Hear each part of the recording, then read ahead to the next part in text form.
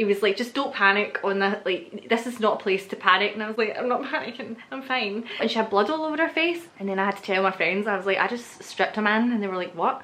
Hi, welcome to, just kidding. Okay, let's talk about the elephant in the room. I've changed my parting. It looks funny on camera. You've already seen a video with this parting. I just changed my top, fun fact, but usually it's on that side, now I put it on this side just to see what it looked like. But I've got a coos lick. Look at the state of this coos lick. It just like, it just does my head in. You can't do anything with it, so it feels weird, it doesn't feel right, but I'm going to try and, I'm just changing it up, you know. Cheers! I'm drinking some Gordon's gin because I ran out of my other one. I do like Gordon's, it's fine. It's a Saturday night, sort of doing a solo gin wag here. I have stuff to tell you, like, I can't remember since that wood wasp fiasco, Christ, if you haven't seen that video, I found this in my house. Watch the video, it's huge. That week was, pardon you, was a nightmare. I had like this Friday from hell last week where everything went wrong, and then, no, it wasn't a Friday, it was a Friday before that, because last Friday I went on a hen do, which we'll talk about in a minute. Wait till you hear about this hen do. Yeah, I had like the Friday from hell, like everything just went wrong in work, and then I came back, like, or I left work and I found my car. I didn't find my car, I went to my car. I wasn't just like, whoa, a car. I went to my car and I had a flat tyre, and I was like, are you kidding me? Why is this happening? Right, I brushed my hair. And then I came home and I had a leak in my living room ceiling, and no, not the vegetable, because everyone assumed I meant the vegetable, from my living room ceiling. It was only like dripping slightly because we had torrential rain, but I was like, really, like, why? And I had a hen do like the next day, so I was like, God almighty. The leak's sorted now. Well, I got the roof patched up the other day, had a roofer in, and my boyfriend was leaving as like this roofer came in, and the only thing that I could think to say, because I felt awkward, was one man in, another man out, usual. Why would I say that? Why would I say that? So yeah, that happened when he put a couple of slates on the roof and fixed it or whatever, because there was a lot of gaps. Yeah, old buildings, eh? So that happened. I had a leak in my living room, and then at the same time I found this leak, I got a phone call from the bank saying that someone had been using my card and they were going to have to cancel my card, and I was like, why is everything happening at the one time? I was fuming. I was so annoyed. So they cancelled my card, and I was like, I'm gonna have no card for this hen do. Anyway, it doesn't matter, I went, it was fine. If you don't know what a hen do is, it's a bachelorette party, pretty much. We just call it a hen do. It's a hen do and a stag do. Like, the guys were on their stag that weekend and we were on my friend Laura, who's getting married, hen do. It was so much fun. Like, I need to tell you about it, it was mad. I should say, if you're new to my channel, I'm Erin. I make videos about Scotland, the outdoors, sometimes creepy things, sometimes periods, sometimes mental health, life, Scottish gin, many things, many things. Over 70% of people that watch my videos aren't subscribed. That is not on, so I keep sitting like a square. You should subscribe if you want. If not, then whatever. So the first night, we just had like, we were going to have a quiet one. It wasn't that quiet, it was like quite, it was fun. We had a few drinks, we chatted, had the music on, it was good. We were up quite early the next day because we were going to go for brunch and whitewater rafting. Oh, wait till I tell you about this whitewater rafting, right? So I need a drink before I tell you about this. For the actual hen do, we stayed in these little cabins next to Balfron Station called the Trossachs Collection. They were so nice. The couple that owned it were lovely. Like, the guy came in at one point during the first night with a torch, because we had 2 people in one cabin, 2 people in the other, and 3 people in the main one. So me and Amy and 2 of the other girls had to walk back to our cabins, like through like trees and stuff. And the guy that owns it came in with a torch and was like, it's me, the stripogram, and we were like, right, good one, good one, Fraser. It was funny. You had to be there. But yeah, the cabins were lovely. Like, they had good coffee as well, and a cafetiere, which was needed. We went for brunch in this place called Delvino's in Crieff, and then we drove to Aberfeldy for whitewater rafting. And the whitewater rafting, I was terrified, right? Me and some of the other girls were crapping ourselves because we just didn't want to fall in, like, off. It was just, I don't know, it was just something I've never done before. They do, like, they're all like pretty good swimmers. Like, they some of them do like open water swimming and stuff. I don't. I'm probably like maybe the weakest swimmer of the lot. I don't know, Marie that was there, I don't know if she's, anyway. But yeah, so we showed up and everyone else that was there, it was packed. Everyone was dead early and we arrived on time and everyone was staring at us as if like, why are you late? We've been waiting on you. Nobody said anything. I'm sure they didn't care, but that's how it felt. And we got, you know, fitted for wetsuits and things. I get quite intimidated by like a bunch of outdoorsy men, and obviously it was a bunch of outdoorsy men that worked there and one woman who was lovely, and I don't know, I just get dead intimidated. But yeah, like it was because it was out of my comfort zone. I was like, don't be awkward, don't be awkward. And there was a photographer there as well, and at the beginning we all had to sign our names on this sheet. My friend Laura was like, do we have to put all of our emails? And the woman said yeah, and then the photographer guy goes, yeah, we need your mum's email too. We're all like, where was the need for that? It was funny though. It's savage. And then yeah, we got fitted for our wetsuits and stuff. We felt like superheroes in our wetsuits. I'm sure we didn't look like ones, but we're all ready, and then we all walked down to the River Tay where our whitewater rafting experience begins. There was one instructor who was quite starey, like he was staring quite a lot, and I noticed it, but I thought he's probably staring at everyone. He probably was. It wasn't even that creepy, like it wasn't in like a kind of way, like he was just looking, you know, he was a curious man, shall we say. We walked down to the river and we got paired with our instructor Sam, who we loved. All hail to Sam. This drink's to Sam. I can't be bothered reaching for it. He was brilliant. He was really good, very professional. So we're on this raft and he's giving us the, you know, the briefing, the safety briefing and all that, and I'm sitting like, and I told him, for some reason, I told him how I googled the night before how to be laid back, and he was like, just don't panic on that, like this is not a place to panic. And I was like, I'm not panicking, I'm fine. Even it's only water, but I just, for some reason in my head I pictured us going down these rapids, like falling into the water and getting trapped under rocks and stuff. We didn't. It was not like that. There was like probably 3 like decent rapids, you know. It was great fun. At one point when we got on like a bit that was quite choppy, I felt like I was on a bull. I'm not joking. I transported to this like southern bar where there's like country music blaring out, and I was on a bull, like that's what it felt like, and I'm sure it did not look like that, but that's how it felt. And I told everybody that, and everybody was like, okay Erin. I found myself like, see when I get overwhelmed I shut down. I completely just shut down, and that's what I did. Like, see, as soon as we went to hit a rapid I shut down, and at one point the instructor said that he looked at me and everyone was going wah, like screaming going into this rapid, and I just turned around and went, I like this. Straight face, just went, I like this. And I was like, that does sound like me, but I wasn't there at that point. And so like I forgot the part where everyone picked on us because we were the hen do. So like Laura, like the instructor told her to jump in first, and she's a swimmer, so she was like jumping in, no bother, it was all good. But without any warning, one of the instructors from one of the other groups, there's like about 6 other boats or 5 other boats there out in the water with us, not with us but like doing their own thing but around us, and one of the other instructors, he put his paddle, hooked it into my life jacket and just yanked me off, and I went falling backwards upside down off the boat. Did not expect it, shat myself, got the fright of my life. I honestly, like, I couldn't even smile or laugh when I was in the water because I was so taken aback that I was just like this.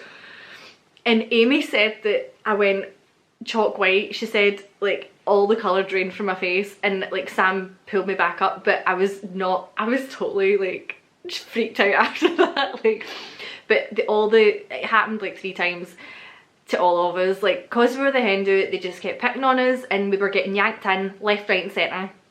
Fine, I got used to it eventually, but it was very cold. I don't know the temperature of the water, but I could not heat up. Like, I was freezing that entire time. I was shivering the whole time. I didn't feel unwell or anything, and I wasn't worried, but I definitely could not warm up, and I was fine afterwards. At one point I was like, if I get hypothermia, no, it was fine. And at one point for a photograph, like the guy that said the your mum joke or your ma or whatever, he was in a tree taking photos, and at one point Sam, like, he went, turn round, there's like, you know, that guy's taking your photo, but then he capsizes the boat for the photo and all you see is our feet in this photograph. It's really funny. But at that point everyone sort of floated in one direction and I floated with the current in a complete other direction, And Marie, who is the bride's future sister-in-law, Harry, the fiance's sister, Marie, we love Marie, love Marie. She sort of floated in my direction as well, but I was miles away. And as a joke, like, because I thought, oh, somebody will come for me, I was like waving at everyone going, bye! Like floating up, like we were told to just, if we like fall off the boat, we're just to like float on our backs. And that's what I was doing. I was just waving like, bye, bye. And I was sticking the finger up and all this, like being a pure cocky bitch. But then I just kept floating further and further, and everybody got further and further away. And at one point I was like, this is actually quite peaceful. If this is how it ends, I'm okay with it. I was just lying on my back staring at the sky with like the Into the Wild song like in my head. Like, it was so peaceful, it was lovely. And Sam was just like pulling the other girls out the water into the boat miles away. Marie's like a good bit away from me, but she's also like floating in my direction, and me and her are like, what is going on? So at that point I was like, I'll swim to Marie. Swimming against a current is just not the one. It was not impossible, but I got to Marie, and then there was another boat that was nearest us, and the guy was like, oh, I might as well save you, it's okay. And he's like, swim towards me. I was like, I feel like I've been swimming for about an hour. And I just like, at this point I wasn't going anywhere. I was swimming, was not going anywhere. I was exhausted. Me and Marie just kept swimming and swimming, and we weren't really getting anywhere at all. So he paddles towards us. And he looks at me and he goes, I don't do this for free. And I was like, I don't take all my money, I don't care. He was joking, Scottish sense of humour. So he pulls me up. And when these guys pull you up, you kind of go into their crotch. It's quite awkward. So you're getting pulled up and you're like, oh, like, and anyway, yeah, it was strange. At that point, our boat was coming towards us, and I was like waving at everyone like, I've ditched yous. And then I leapt from that boat into our boat, and I felt like Billy Elliot. Like, I felt like a gazelle. It was good fun, it was really, really fun, but I just couldn't warm up. And at this point I was like, I have to get out this wetsuit and into some warm clothes. So yeah, we get out, and there's these like kind of outside changing rooms. It's just like a white curtain. It sort of looks like, you know, in films or whatever, you see like a quarantine huts. That's what it looked like. So yeah, we went into these like quarantine huts to get changed. I was just aware of that starey man being outside my changing room, like not in a creepy way. He was just, they were all standing out there anyway, like chatting, not like, because there's not a lot of space, like they weren't being weird. No, sorry, as I was waiting for a changing room, that's what it was. He comes up to me. His colleagues are like all there, but he comes up to me and asks me to help him out his wetsuit. And he's like, can you pull this down for me? And I was like, what? Jeez. He turned round and his back was to like facing me, and he asked me to pull it from both sides, and I was dead awkward. Like, I was making noises like to make it less awkward. It just made it more awkward. Yeah, I pulled this like wetsuit off a man, and I felt very strange about it. Like, it was, I was like, what? You knew what you were doing. Like, you know how to get a wetsuit off. You do this 3 times a day. Like, don't give me that. You do not need help out your wetsuit, mister. But it was funny. It's a funny story to tell now. I didn't feel weird. He wasn't creepy. He just thanked me and like walked away. And then I had to tell my friends. I was like, I just stripped a man, and they were like, what? But yeah, it was good fun. I would do it again. I would actually do it again. But yeah, falling backwards is not the one. At one point I snorted the entire river up, and it was just pouring out my nose for ages.